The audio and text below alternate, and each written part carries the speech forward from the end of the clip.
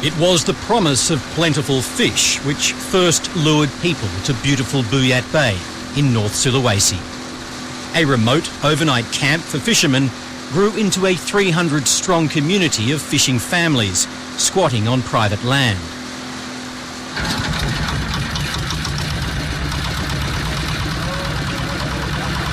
The seas were clean, the skies were blue, and life was good. Then it all went very wrong.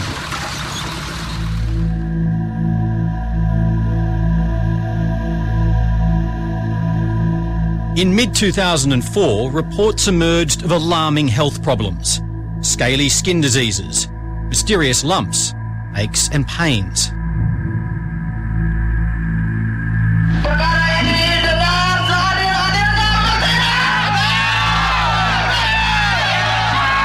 Front and centre in the protests was a sick baby girl named Andini Lenson.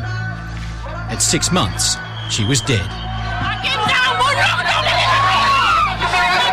Her story gripped the nation and soon the world when it made the front page of the New York Times. Suddenly, Buyat Bay was a baby killer.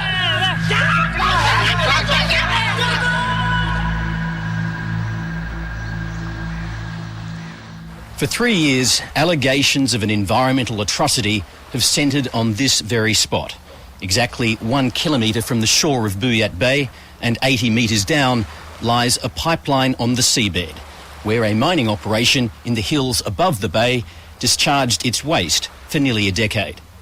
Campaigners against the venture claim that that waste destroyed the reef, contaminated the fish, and poisoned the people who ate them.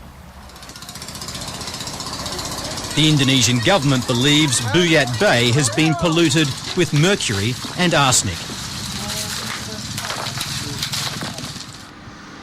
And this is the man it blames. Richard Ness is the Indonesia director of Newmont, a giant American miner. We definitely were treated as criminals. I had 5 of my people jailed. I was detained with mandatory reporting and subsequently declared a suspect and then indicted. For 2 years, he was banned from leaving the country, interrogated by police and dragged through the courts, while his employees were imprisoned. We're a big company, but they got the facts wrong. We had a good operation up there.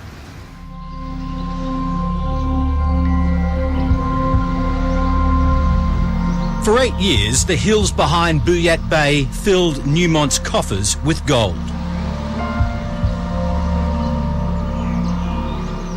So, when did Newmont first discover gold here? The initial discovery was made in 1986. The gold has now run out, and the mine was closed a few years ago. But Richard Ness defends the mine as being a good operation. We've always been saying there wasn't a problem here, but I was confident that there was no indications of pollution in that bay. I could say that Newmont is one of the best mining practice in here. In early 2004, Nabil Makarim was the minister charged with ensuring that Newmont did not pollute Buyat Bay. There's 2 studies that done when I was there. It's clearly show no pollution. But 2004 was an election year. Susilo Bambang Yudhoyono was swept into office, and the former Minister for Environment, Nabil Makarim, was out of a job. His report clearing Newmont of pollution was shelved. It's hard for me to take the conspiracy theory, but what else? The Buyat area is in fact rich in heavy metals, and Newmont is not the only miner here.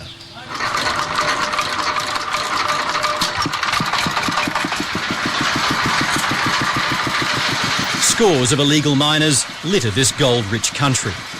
We found this one in the middle of a residential community.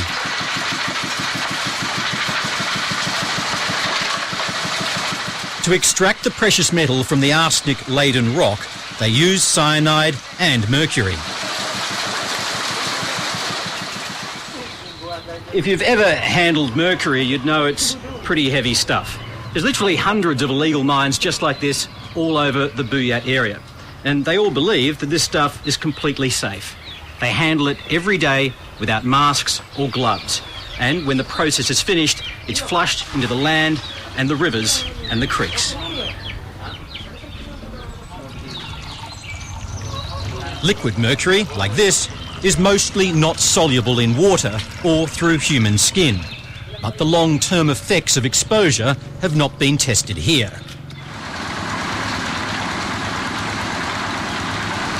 Unlike Newmont, the illegal miners are not regulated or monitored. When the government came looking for someone to blame for health problems in Buyat Bay, Newmont was in their sights. The illegal miners were ignored.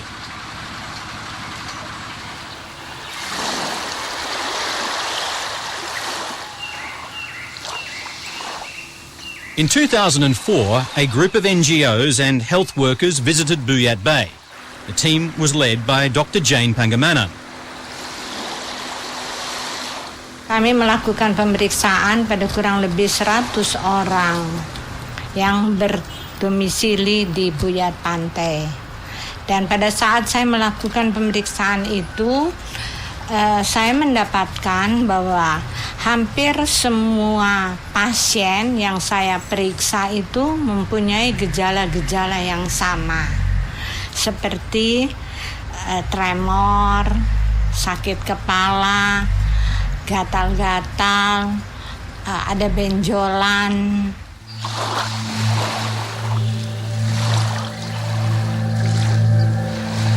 One of the patients Dr Pangemanan examined was Andini Lanson.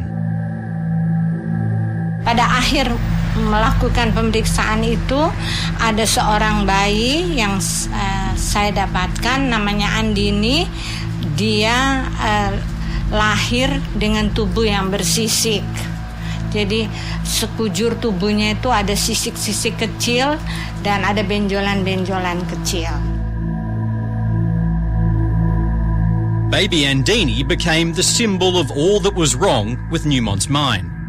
But instead of being treated in a hospital, she was paraded around in the street protests. I know for a fact that the symptoms that she had, according to the doctors, were very treatable. They were prescribed medicine. Medicine wasn't taken. It was a simple illness, and she died unnecessarily. And that she is an absolute victim, and it's a sad state of affairs when people do that to a baby. Sehingga dia pekerja keras. Dr Sandra Rotti also examined baby Andini and says Dr Pangemanan got it wrong.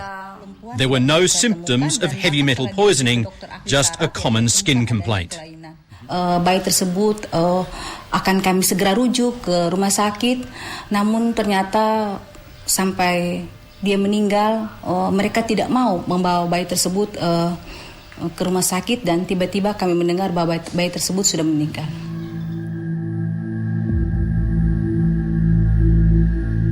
In charge of the government clinic near Buyat Bay since 1999, she examined the villagers every day.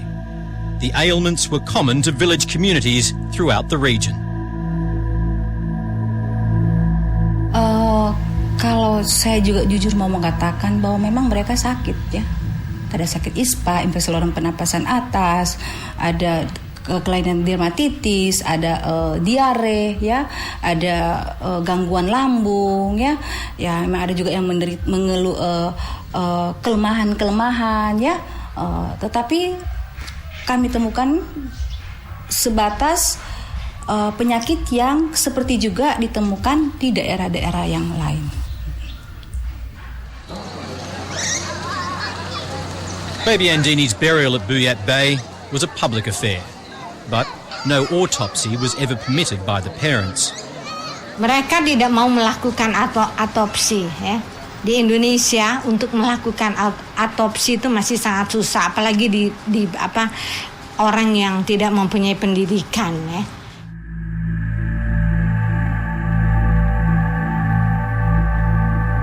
Baby Andini's death spurred the police into action.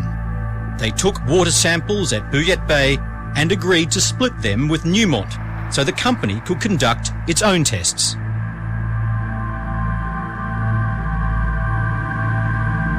The Indonesian police samples tendered in court found levels of arsenic and mercury 10 to 10,000 times higher than any other studies. There were 24 samples of water taken in the field. When we got into court, however, in the evidence there were 34 samples, or 10 more than what was originally taken. We can't explain it. Nobody else can explain it. Samples taken by the World Health Organization and Australia's own CSIRO agreed with Newmont's own tests, which found the water in Buyat Bay to be unpolluted by heavy metals. There's only two logical conclusions that one can draw from this, and that is either somebody tampered with the police samples, or there was a major laboratory error in the sampling results, because they were totally at odds with all other water samples that's ever been taken in the region. The police evidence also bolstered a campaign by local activists to relocate the community of Buyat Bay. Health workers from the Islamic charity group Mercy now joined the fray, blaming every illness on Newmont. The company was now fighting on two fronts. It was very impactful to our company and my family. Nobody's wife likes to see her husband's picture on the front page of the paper with these type of allegations that we've harmed people and hurt the environment.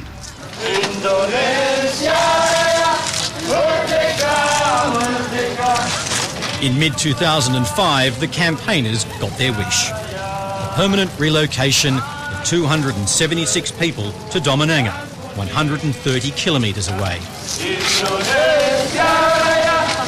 Before leaving the Buyat area, the villagers were even persuaded to destroy their homes and burn them to the ground.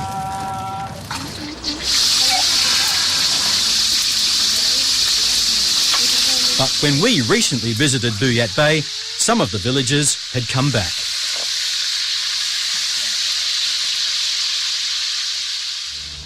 Hersham Bawole is one of the villagers who returned. Like baby Andini, the lump on his elbow was featured prominently in the environmentalist campaign and in the trial. Why did you leave here in the first place? Karena katanya sakit. Iya. Saya tidak tahu karena saya waktu itu tidak ada sakit. Katanya bilang sakit. Jadi turun pindah ke Dominanga. Do you still believe the people that told you that you would get sick? Saya tidak percaya. What did they say to you about your lump? Katanya bilang ini ulah perasaan dapat sakit ini. It was the anecdotal reports of lots of fish turning up lumpy or dead which first got the attention of environmental campaigners. Soon, lumps, bumps and rashes on people's skin were blamed on the fish they were catching. Not so, say those who never left Buyat Bay. Ya kalau mulai sekarang ini tidak ada. Mungkin ada, ya sekarang ini kalau bilang dari makan ikan mandi belum ada yang sakit.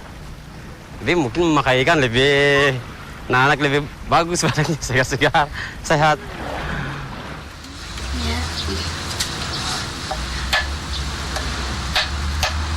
The alleged poisoning from the consumption of fish was a principal pillar in the case against Newmont. In court, there was a witness that was a mathematical expert from MIT in the United States that went and did an analysis on that. And he gave testimony before the court that the report was baseless with many, many errors, both mathematically, misapplication of formulas, wrong concentrations, and so on. As an example, it's got people eating 5 kilos of fish a day. That's absolutely ridiculous. The judges agreed with Newmont.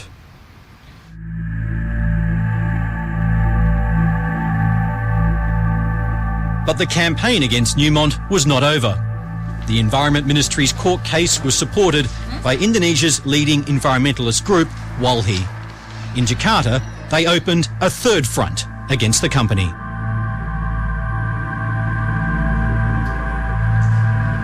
Walhi's Buyat Bay expert, Rajas Sirigar, followed the case from the beginning and wrote a book about it. When the case for poisoned fish couldn't be proven, Walhi shifted its focus to the levels of arsenic found in the community's drinking water. People are sick. We have to find out why people are sick. But it's not because of the Newmont tailings in Buyat Bay. You agree with that? Yeah, I agree with that. There's another source of contaminations, which is drinking water. I think that there is some... For former Environment Minister Nabil Makarim, the reality is obvious. Newmont has been targeted. Targeting means I bring a case against you, case A. When it fails, I go to the second case. If it fails, I go to the third case, and it's endless. And this is not law enforcement.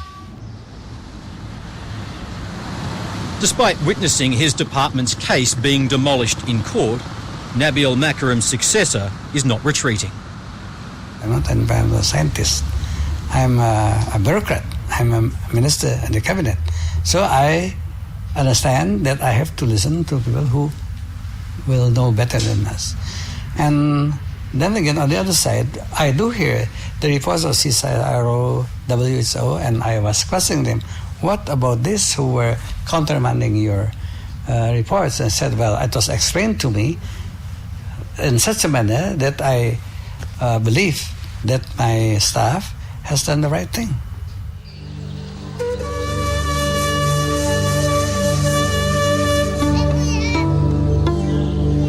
Two years later, the people who fled Buyat Bay have got what they were promised: their own houses on their own land.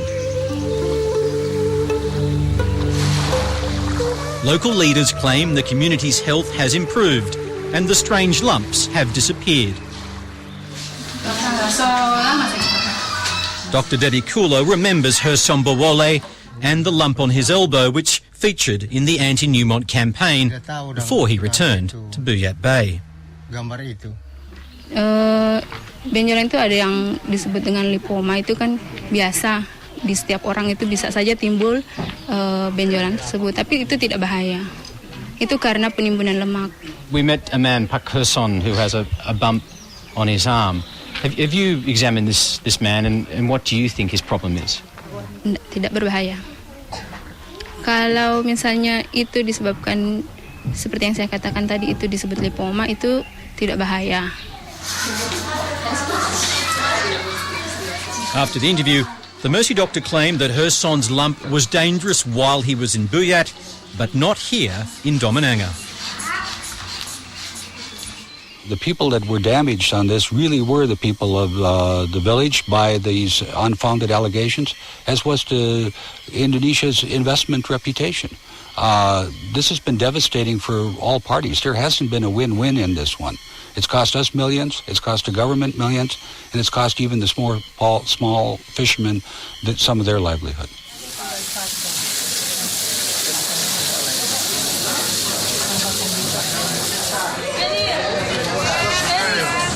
At the Newmont site in Buyat Bay, it's time for a small celebration. Failure to win his criminal trial would have meant jail for Richard Ness. Okay, well, first of all, our primary reason for coming here tonight was to say a special thanks to all of you here for supporting us through this difficult 34 months of our time. As a practicing Muslim who married here, Richard Ness still calls Indonesia home. And not only did you stand fast behind us, your families and stuff also did. And all of that is what really made a difference and gave us the strength to come back and fight for this.